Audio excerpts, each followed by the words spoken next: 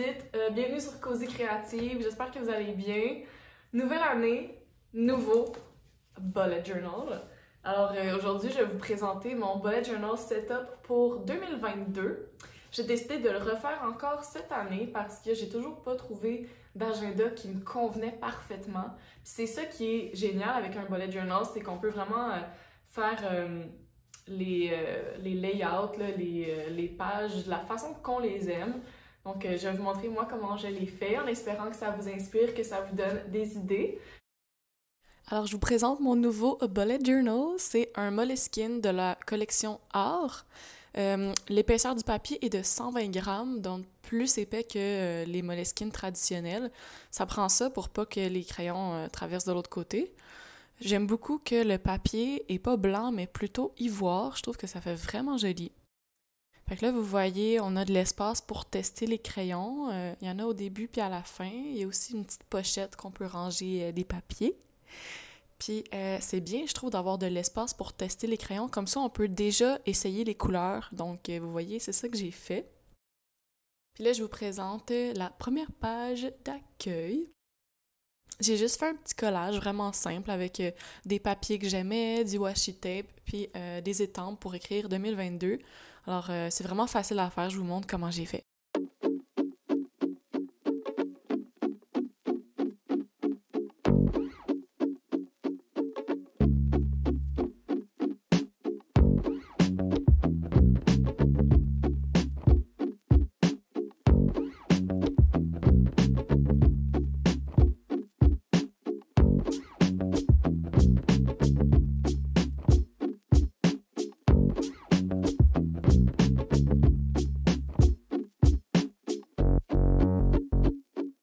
La deuxième page, c'est une page de motivation à réaliser mes objectifs.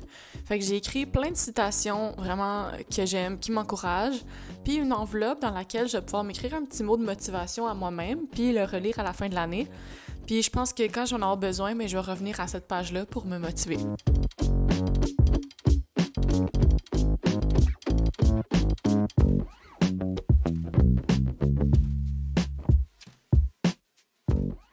Je pense que cette page-là, c'est ma préférée là, du bullet journal cette année. Elle était vraiment pas compliquée à faire, puis le résultat est vraiment satisfaisant. Ensuite, j'ai fait une page d'intention pour l'année que j'ai séparée par catégorie selon ce qui m'inspirait moi. J'ai pas filmé quand j'ai fait cette page-là, mais c'est pas très compliqué. Dans le fond, j'ai collé des papiers sur le carnet parce que je voulais que ça soit uni. J'ai fait tout le tour avec du washi tape, puis après ça, j'ai écrit au crayon les catégories d'intention. Alors voilà! Ensuite, on arrive au classique Year Overview. Alors, je peux voir toute mon année sur ces deux pages-là. C'est des pages qui prennent du temps à faire, là, vu qu'on écrit toutes les dates de tous les jours de l'année. Moi, j'aime ça, ça me relaxe, là. Je me mets de la bonne musique, puis une chandelle, puis comme je rentre dans ma bulle. Mais si vous tripez pas tant que ça, ben il y a plusieurs compagnies d'autocollants qui vendent déjà des petits autocollants avec les dates écrites pour chaque mois de l'année. Fait que ça peut être une option. Une nouvelle page que j'aime vraiment beaucoup, c'est le calendrier lunaire. Parce que j'ai commencé à m'intéresser un peu récemment aux différentes phases de la Lune, puis à comment ça nous influence dans nos énergies au courant du mois. Fait que je vais essayer d'un peu plus m'intéresser à ça, puis peut-être m'enligner avec ça. Fait que j'ai écrit les dates des différentes phases lunaires, comme la pleine lune, la nouvelle lune, les quartiers. Puis à gauche, je me suis inscrit un peu plus comme qu'est-ce que ça signifie, puis c'est quoi les rituels que je pourrais faire à ce moment-là, comme il y a des moments pour prendre soin de soi, pour être en action, pour un peu laisser aller. Fait que je vais faire ça cette année, ça va être très intéressant.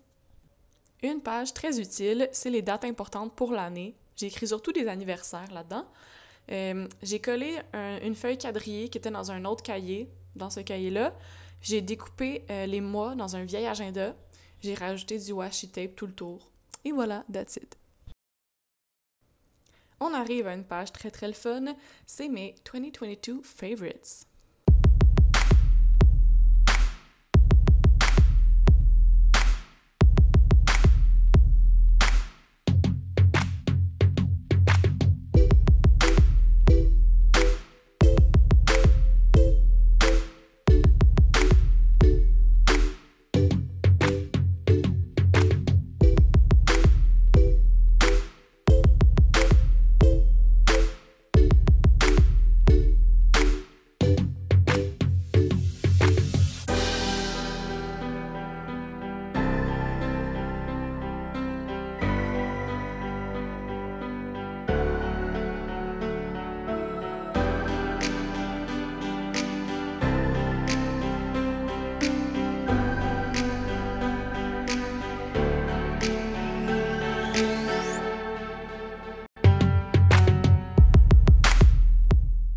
Puis là, on arrive à la page du mois de janvier, vraiment très simple, là, je vous montre comment j'ai fait.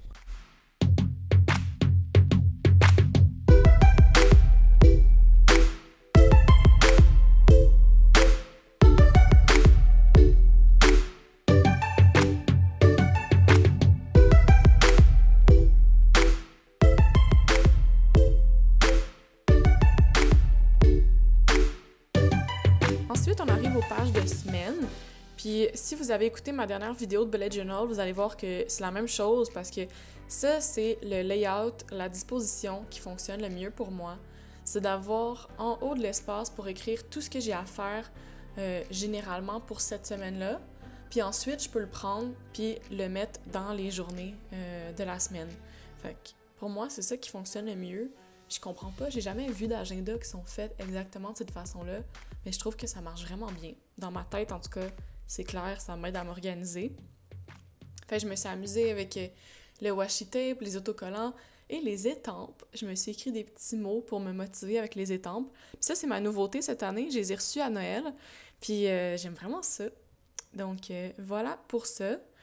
Puis ma dernière page, c'est ma moins préférée. Là, pour vrai, je trouve que j'ai foiré un petit peu avec les petits points à côté du Let It Go. J'avais envie de tout défaire, tout recommencer.